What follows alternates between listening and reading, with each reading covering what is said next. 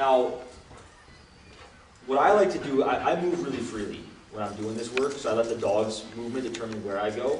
And basically, I'm always doing opposites. So wherever he wants to go, I'm going to go the opposite to get him to pay attention to me. When I'm working with a human, and I'm kind of teaching these skills, I'll start with the simplest action, which is just a straight line back and forth. Okay, but for me, I'm going to be moving all over the place and using a lot of pressure and release to communicate with him and teach him through the leash. So what I want to do is just catch him not paying attention to me. And what you really want to watch is me being a part of the release of pressure. Even if it's subtle, even if the leash barely tightens, I still want to be part of it. Now, if he's going to throw his head like that, there's really, I can't make it any more obvious than that, right? So I didn't really do anything there. But what we're going to do is we're going to start with this sort of disorganized, chaotic behavior where he's not really focused on me at all, and we're going to move that into organization without ever really using a lot of pressure or any big corrections on the leash. Or you're not doing any words yet because no words. There's no association? Yeah, I just want him paying attention, and then I'll tell him what that's called. Okay. Right? So I'll create what I want, and then I'll give it a name. Don't name it till you love it.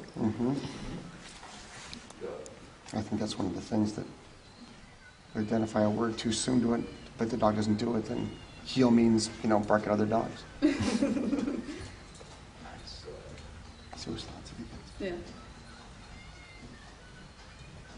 So you'll notice I want the leash pretty much loose the whole time. Right. What I want him to start to learn, up to this point the leash has been a control tool and a restraint tool. Okay? What I want him to learn is this leash is like my umbilical cord. Okay? I'm feeding him information. Anytime he feels tension on that prong collar, I want him to know that it's for a reason. It's never just random.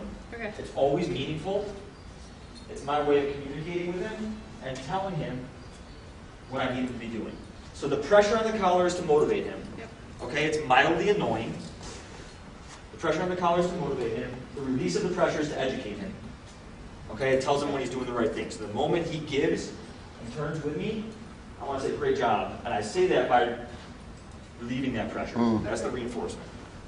Also, I like to use my left-hand turns as an opportunity to work on social pressure and yielding. So I'll turn and use body language into the dog and get him to clear out of my space. That's another... And you're doing that without leash pressure, you're just using the butt, yeah. I'm strategic about it, so I'll do it at a time when he's already slightly behind me, so I don't have to pull him backwards first and like knee him in the ribs on accident, right? But so what we're starting to get already is from the beginning where he was just very, very chaotic, is a lot more organization to his movement. Really happy, prancy, tail up, turning with me, paying more attention. Is it going to be perfect 100%? No, of course not. I've barely really done anything. But there's no pressure, and he's already turning. He keeps checking in with you too. Checking in, you're going to start getting a lot of eye contact, right? You get this kind of stuff, right? So no treats, no real force, just information with the leash. And it's amazing what happens once the dog starts to see that you're giving useful information and you're doing it consistently and clearly, how much they start really focusing on you and actually asking for more. Right. Now here's a couple of key points here. Before I start adding the heel command in, one thing I want to make sure I start getting to happen is I can start and stop the dog pretty easily. And there's some keys to the stopping part to make it happen in a gentle way. So one key is I'm not going to pull straight back as I stop. Straight back along the spine loads the dog. They want to kick forward. Okay? And if I have too much momentum at the beginning, it's going to take a lot of force. So my leash work is going to be very gentle up to stop them. That'll also begin to motivate for the sit naturally. And I'm going to do it right after an about turn. So I've made a turn to break momentum, take one or two steps, and then come to a stop. And as I stop, give the information. Tell him with the leash, hey, we're stopping, good job. Right? So let me show you what it looks like. It may not be perfect the first time, and that's okay. We're gonna progressively get them clean. So again, so the release of pressure is the reward at this level. That's the reward. Got it. Yep. Yeah, that's the reward. Pressure motivates, release educates. Excellent. That's the easy way to put it.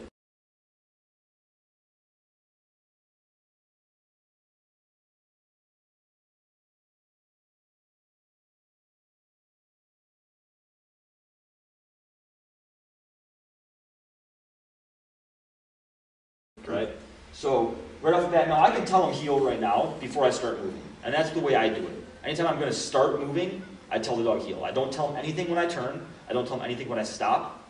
But before I start moving, that's my opportunities to condition the dog to what heel means. Heel means pay attention now. For the next duration of time, we're going to be moving in a way that you need to stay focused. All right? And there's a rule about it. So you're just not allowed to check out. Okay? And this is the subtle communication of the rule. This is me gently saying, hey, you know, don't do that, no big deal, but we need you to stay focused. Right? So, what's his name again? Jack. Jack. Jack, heel. We start walking. Now, I'm going to just get him in the mode again, because he had a little break there.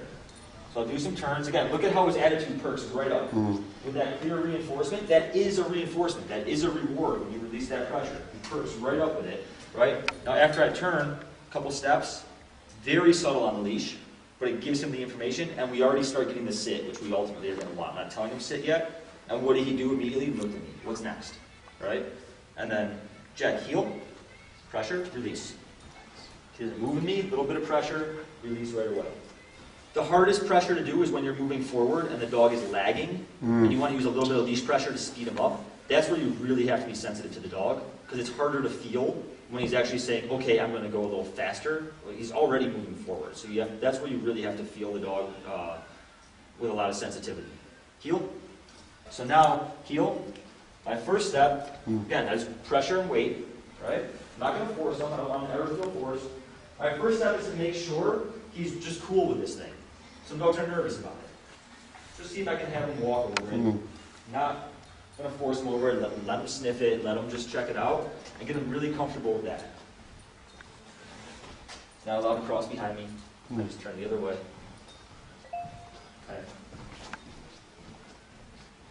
I want to see that pretty easily and comfortably he can move over this thing. Good. Then I want to see that pretty easily and comfortably I can stop him there. Again, same way I was stopped before. Very subtle upward pressure. Good. Heel. Moving forward. Now, to have clarity of command, to have him make sure he's paying attention to the sound that's coming out of my mouth and not just the fact that we're approaching the board. As I start to build in the place command, what I always make sure I do is I come to a stop in front of the board first. So there's no movement. I'm not walking towards it. I'll stop him there. He has to be relaxed. He can't be like saying, oh, we're going, we're going. And then, Jack, place, forward, and just make sure he stops. And that's all I need for the very first step of place command. And then heel, pressure and release again. Now I'll do some repetition, kind of get him there, before we start working on him staying there. And the stay comes really easy. Really, really easy. Place. Backward pressure, release. So now, the stay. So I don't need to hold that pressure until his feet are back there. I need to hold it until he makes the decision to stop moving forward and start going back to what he was doing. Nope. Look for the decision right there. And when you do that correction, it's the same pressure, no jerking. No jerking yet. Eventually, once he knows the rules and he knows it clearly, then I can correct him for disobedience. Okay. Right now we don't have disobedience, we have lack of obedience. So you're considering the light pressure not a correction, just more of just a... It Information. depends how you define correction. Right. If you define correction as just like correcting a mistake, Right. then sure. Okay. I erase a mistake, I write in something new. Right. It's not a punishment. Right. It's information. Information. It's telling him the part of the behavior that's wrong. Here's what's right, here's what's wrong. How can I expect him to not do what's wrong if he doesn't know what wrong is? Right. Right? So what he's learning is that when I feel pressure, it means one of two things. Either I need to be doing something differently, I need to kick into action, or I'm actually making a mistake. Now, that's already, even just that little bit of work we've done, Yeah. that's already a clear communication to him. Right. Within 15 minutes of working this dog, he'll be able to stay on this place board for 10 to 15 minutes Right. with another dog around, Yes. without ever giving a punishment or ever giving a treat. Just by creating and clearly defining a rule. Right? And there is reinforcement, And there is an aversive, so technically from scientific terms, it's a punishment. But it's not what we think of as humans as punishment, right? And then if he's, you know, showing a little bit of progress, sitting down, being good, I can pet him, right? Good job, buddy. And then we can move. Again, I want to isolate the command, so I know he's paying attention, he's not just watching my movement. So if I just do this, I don't want him moving yet, right? I want it to be heel, then I move. So he gets to predict, is this movement one I'm supposed to follow, or is it not? He gets the command first, and gets to predict that.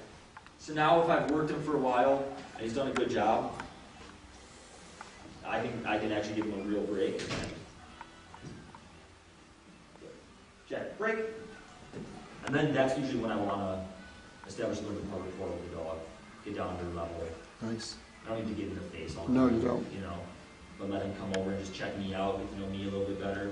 Right. You know, if he nudges my arm and wants me to pet him, I'll pet him a little bit. You know, he just let me get some free time and just kind of cool out.